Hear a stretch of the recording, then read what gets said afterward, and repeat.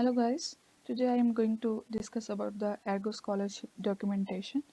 I will guide you step by step.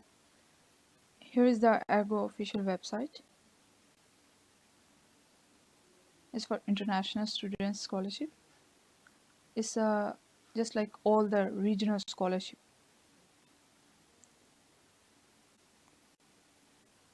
Documentation.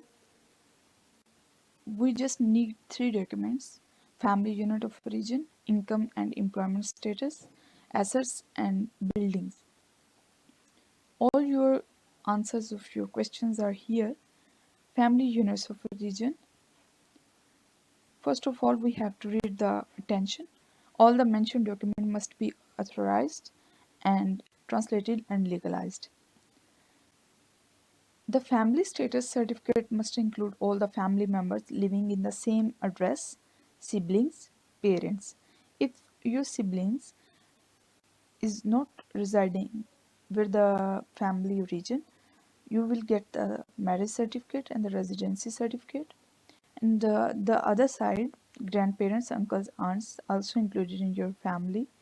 So in parents, if you have both parents, if you don't have any parents, if you have both parents, they both must be in the family status certificate. If you don't have any parents, here is must be included death certificate. If you only have one parent, divorced or separated parent, you must have the court papers. If presence of a guardian, you must submit the act of the appointment of the guardian. One parent died, you must submit the death certificate. One parent is untraceable, certificate of unavailability.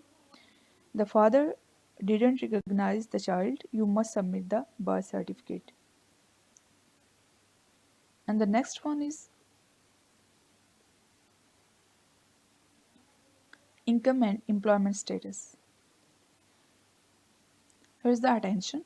The income to be certified are those of the calendar year before the year of the application. Means if we are going to apply on 2022 to 2023, so we must certify the income certificate of 2021. So from Jan to the December, you must document the incomes and the employment status for each family members over the age of the 18. They have no income.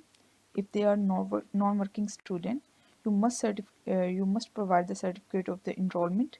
And if they are unemployed, you must submit a certificate issued by the authority in charge attesting the unemployment.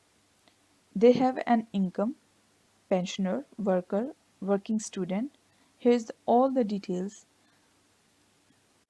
to mention and submit the documentation. The third one is assets and the building.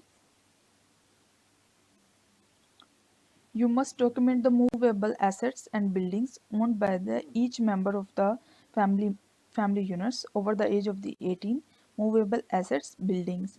You must document the value of the movable assets for each family unit member over the age of the 18 as at 31st December of the year before that of the application. For instance, current accounts or other financial assets. If owned building, no building owned. You must submit a certificate issued by the competent public authority stating that no building is owned.